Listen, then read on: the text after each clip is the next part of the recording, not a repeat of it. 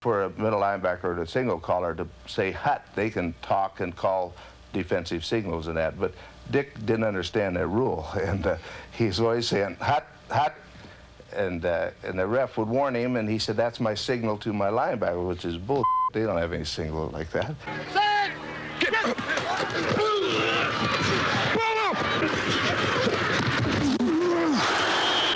He's talking all the time, and laughing and carrying on and try to get you in a conversation and to disrupt your game is what he's doing. I got a letter, supposedly from a doctor, I think, from somewhere, and I don't know wherever, but he just claimed that if this is the way football is going to be played or something, I'm not going to let my kid play it or whatever. And he signed his name and everything else. So I wrote back to him and I says, well, you know something?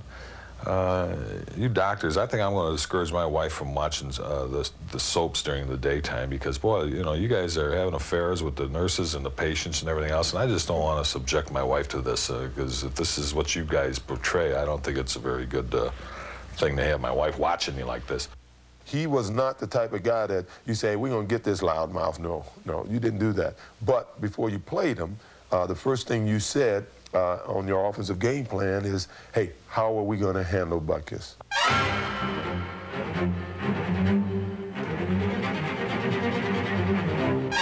In 1970, Butkus' knees were damaged so badly that his doctor told him to retire. But the joy of battle was too sharp for anything to spoil his pleasure. He played on for 3 more years, a wounded grizzly fighting off a pack of vengeful bounty hunters. He had the bad knee, and he was just not himself. You know, he couldn't play, but we killed him anyway, you know. And he was screaming at me, saying, you can blank this out, he wanted, you man, so you son of a he said, you cheap shot. The whole game he's yelling at me, and I just laugh. I'd go out and I'd cut him, you know, I'd blindside him next. I'd go looking for him. I was going out of my way. I almost get called flags because I wanted to kill him, you know. I still didn't have any pity on him, but the son of a still won the game for him.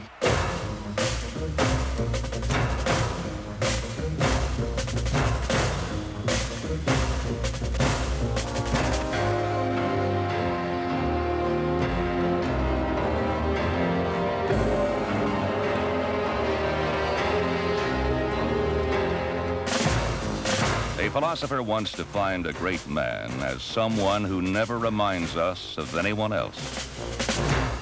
Few athletes can match that criteria, but Dick Butkus is one of them.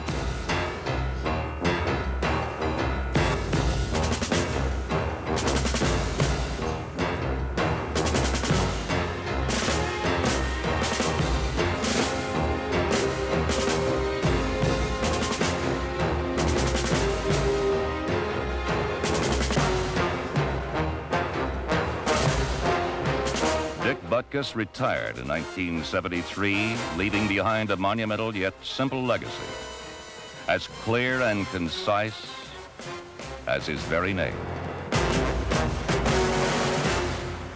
Butkus is synonymous with football. It's synonymous with hitting, contact, aggressiveness. He's the best who ever played the position. Dick Butkus is the greatest football player I ever saw. I'm convinced he's the greatest football player that ever lived. Nestle Crunch presents Crunch Time. After recovering a fumbled punt, the Eagles found themselves 8 yards away from a fourth quarter come-from-behind win. The call went to number 31, Wilbert Montgomery, whose determination ended the Vikings season and moved the Philadelphia Eagles one step closer to the Super Bowl.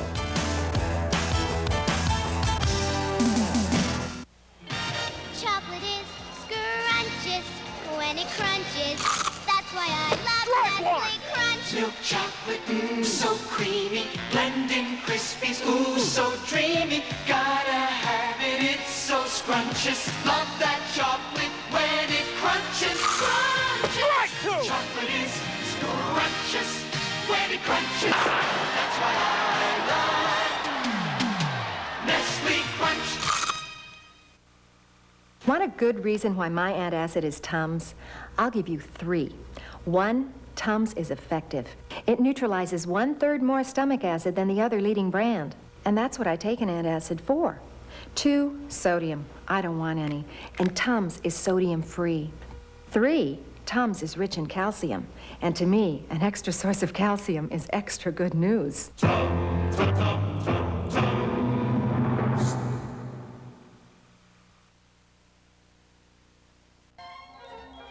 The big screens are here, and they're all at Circuit City. Sony, NEC, RCA, Mitsubishi, Panasonic, Magnavox, all with free delivery, free installation, and no payments for 90 days. For the season's most exciting gifts, come to Circuit City, Santa's choice. Merry Christmas!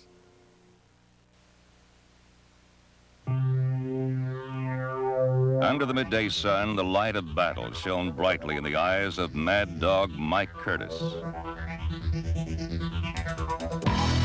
Number 32 had 11 years of head-on collisions and won almost every one of them.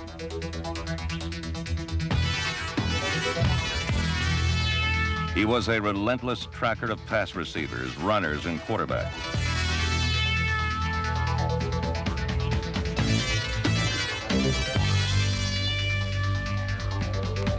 The Mad Dog had all the hunger and hardness a man ever needed to drive him to the top. And he was named to the All-Pro team in only his second season.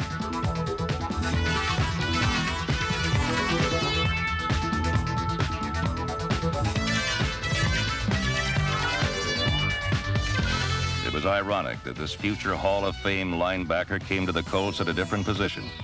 Mike Curtis was a great football player that I drafted out of Duke University. And to show you how smart I was, I brought him in and made him a fullback.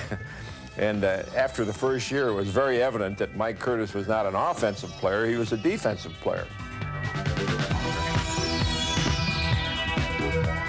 As a fuzz-cheeked rookie fullback, the first hint of Curtis's fierce nature surfaced in a pre-game incident with Baltimore star quarterback Johnny Unitas. I played fullback, and I remember I didn't turn around at the line of scrimmage to catch the ball, and he just rifled the ball in the back of my helmet. Well, it angered me so much that I almost went back and decided to do something about it. But then I remembered I was a rookie and I couldn't do that because this guy was a great ball player. But I almost punched him out. We used to say that Mike had come out and chew the tires off the bus on the way to the game. I mean, he was a pretty vicious football player. Never has a man been unhappier the day of a game than he would just get beside himself. He hated the Doris Day, the American flag, black and white saddle Oxfords, his own teammates. He had the disposition of a Highland moccasin.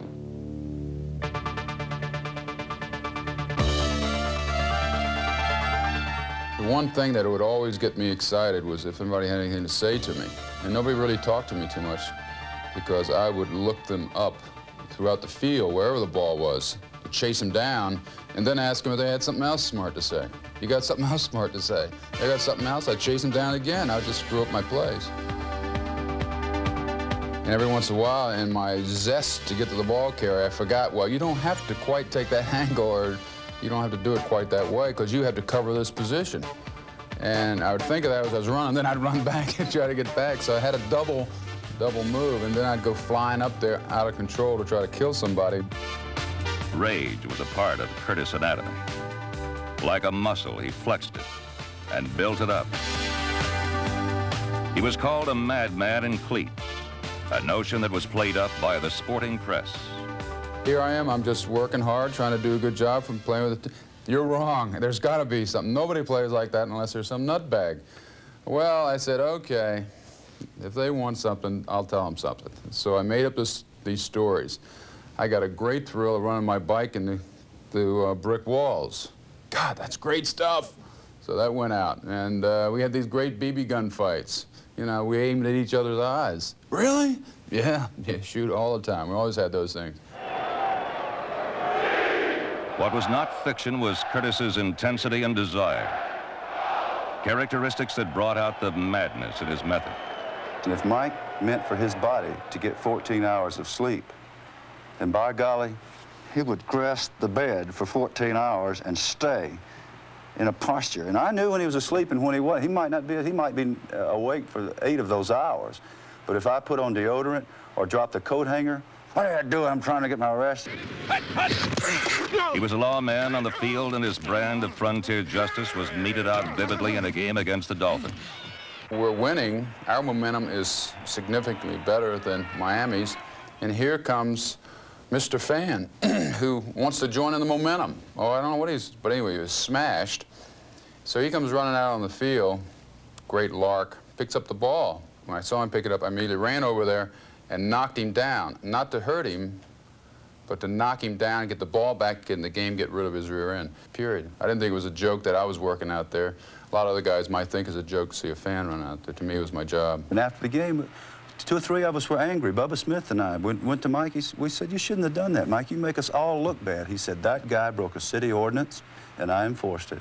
And if he comes back out there again, I'll hit him again. He was a little to the right of Attila the Hun. Well, Mike is somewhere to the right of Mussolini in his political views. Somebody gave me a doll of John Wayne, the Duke, Mr. All-America, he. So I got him in my office, yeah.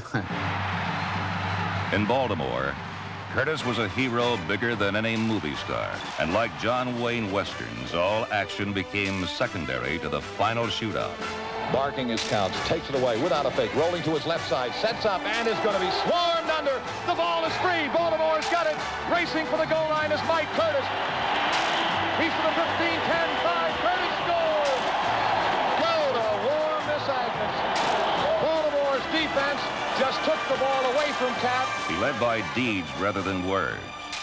But like the commercial says, when he spoke, everybody listened. All team meetings are a bunch of wigonas. And Mike stood up and said, well, I got something to say. I'm going to tell you something. We're going to win the rest of our games. He said, we got 3 games left in the season, then we got 2 playoff games, and then we got the Super Bowl. That's 6 games. I'm going to play the same way I always play. And everybody in this room is going to go full speed all the time in practice and in the game. Because if you don't, I'm going to whip your butt myself. Remember, I said that, and he sat down, and we won all 6 games. Although Mike Curtis left a history of hard hits, championships, and all-pro seasons in Baltimore, his lasting legacy is his image. Mike Curtis, you animal, you! Mad Dog! Mike Curtis, the Mad Dog, a hard-hat hero, a warrior. And now. I got a new truck, it's a Ranger, you know. Got the looks I want and it is ready to go. Plenty of room with all the power to run. On or off the road, my Ranger's ready for fun. Let it roll! Driving a Ranger. Down the highway. Driving a Ranger. Let it roll! Driving a Ranger. Do it my way. Driving a Ranger now. Ford Ranger, built fun tough.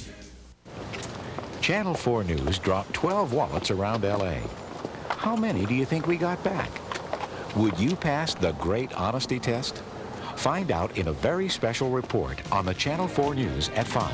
And this car plowed through a group of school children, and this child was killed when his mother's car went out of control. Driver error or automaker's mistake? How safe is your car? David Horowitz looks into the problem of killer cars. Monday at 5 on the Channel 4 News. The Southern California College of Optometry is the 3rd oldest of 15 schools and colleges of optometry in the United States. The college owns and operates a wide variety of clinics located in more than 10 states since 1904. The Optometric Center of Los Angeles is one of the college's oldest clinics and maintains a commitment to serve the South Central Los Angeles area with the finest of optometric vision care. The Optometric Center of Los Angeles, whether your problem is an emergency or a routine matter, will conduct tests for visual acuity, check for eye coordination and eye muscle control, ocular health, color vision, and the ability of your eyes to focus properly as a part of the regular examination process.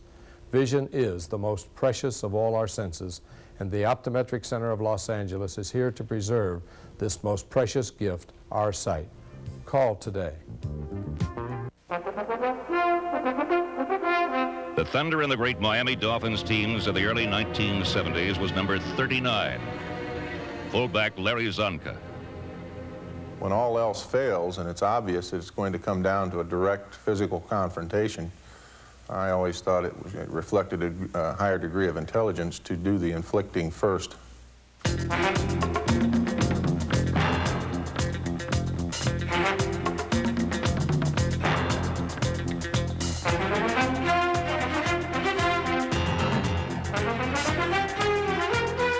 I was out into the open field where it was a man in the secondary. Obviously, I'd have an extreme size and weight advantage. Generally, they were looking for a side shot rather than a head-on shot, simply because of the ratio of size, weight, and so on.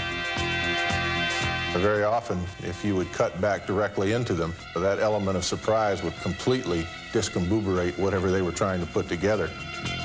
And you'd be able to not only avoid the tackle, but lay in some devastating blows.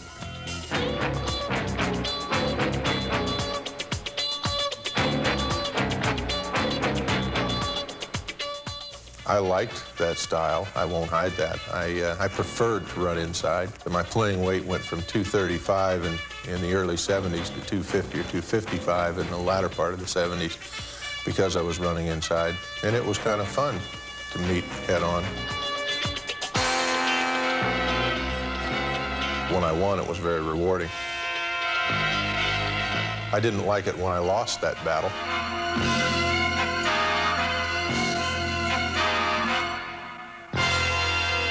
Csonka's lost confrontations were often as breathtaking as the many battles that he won.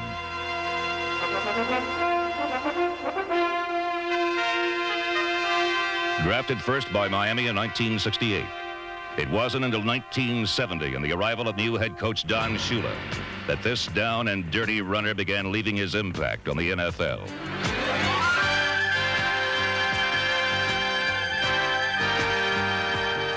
Shula quickly found ways to exploit the Zonk's speed and quickness, both of which were uncommon in a runner so large. And not since the days of Bronco Nagurski had the NFL experienced a runner with such punishing tackle-breaking power.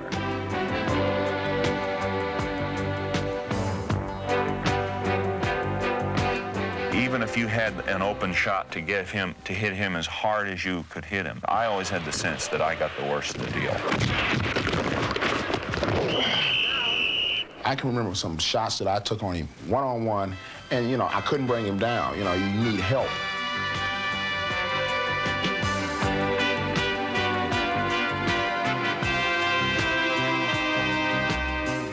It's like trying to catch a runaway truck on an incline.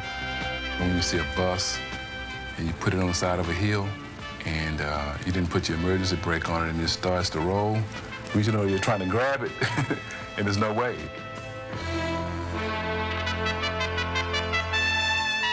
Larry Csonka was a defensive back's worst nightmare, but he was a coach's dream. As a football coach, it's tough to get attached to somebody on a personal basis, but it's tough not to get attached to a guy like Larry Csonka. To know him is to love him. A guy with a great sense of humor, and on game day, one of the toughest football players that I've ever been around. I think Larry had 12 or 13 broken noses over his career, and from week to week, it was, you had to guess which side of his face his nose would be lying on. I don't know why you bring my nose up. Is there something wrong with my nose? He liked a little bit of blood dripping off his nose. He'd like to look down and see himself filthy dirty because he now knows that he's playing the game. He's into it the way that he likes to be. And the bigger the game, the better this guy played. In 1971, Larry Csonka personally carried the Dolphins to victory in the longest game in NFL history. 1 year later, Csonka's unrelenting power propelled the Dolphins to a victory over the Redskins in Super Bowl VII and a perfect 17-0 season.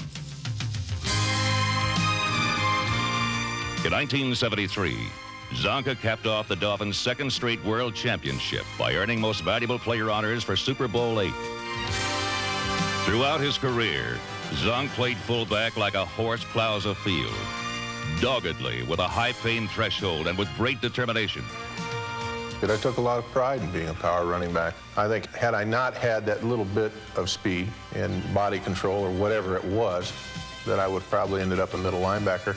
I know Dick Butkus, and he kids me about that on occasion.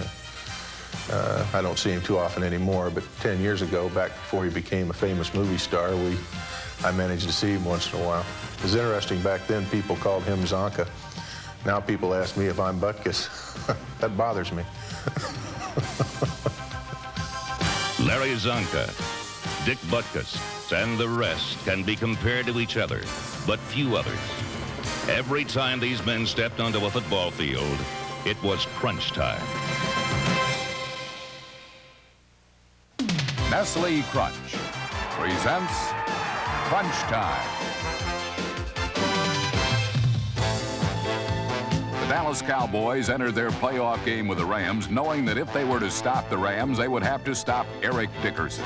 But on this day, Eric Dickerson could not be stopped, as he rushed for 248 yards and scored 2 touchdowns to lead the Rams to a 20-0 shutout of the Cowboys. Is your gas chamber. Each of us has